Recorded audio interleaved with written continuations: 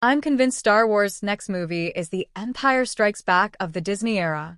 As more details about The Mandalorian and Grogu, the Star Wars franchise's next movie, come to light, I become more and more convinced that it's set to become Disney's very own version of The Empire Strikes Back. The famed Star Wars sequel movie is often cited as the pinnacle of the franchise for a variety of reasons, as the follow-up to the incredibly successful and historic Star Wars, later retitled A New Hope. It's a wonder that Empire continues to eclipse all other Star Wars movies time and time again.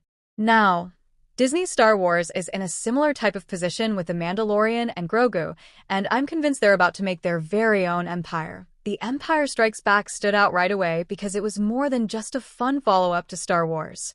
Rather, it was grounded in its approach, unafraid to raise the stakes and even leave off on a defeated, albeit hopeful, note.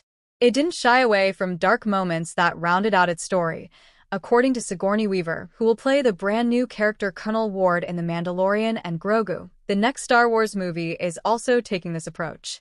In speaking to Collider, Weaver hinted that The Mandalorian and Grogu shouldn't be taken at face value as nothing more than a fun movie, even in comparison to the critically acclaimed Anda series.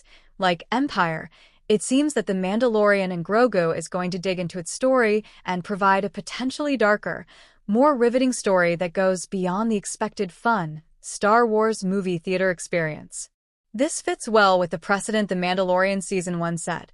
Although the show drifted from that precedent in later seasons, and of course, there's still little we know about The Mandalorian and Grogu, which has yet to publicly release even a single trailer. What we have seen, however, proves that the movie isn't shy in its own direct references to The Empire Strikes Back, which further ties this movie to the classic Star Wars sequel. This is most notable with the inclusion of a battle against AT-AT Imperial walkers on a snowy world, which could very well end up being Hoth itself. If so, it will be the first time we've seen that planet on screen since its debut in The Empire Strikes Back. This certainly primes The Mandalorian and Grogu as Disney's own empire.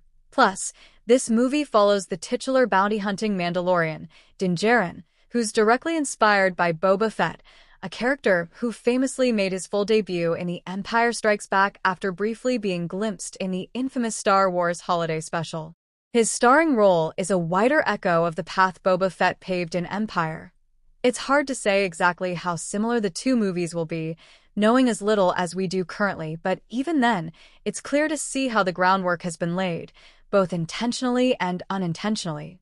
The Empire Strikes Back is untouchable, but The Mandalorian and Grogu has a chance to earn a similar kind of name for itself.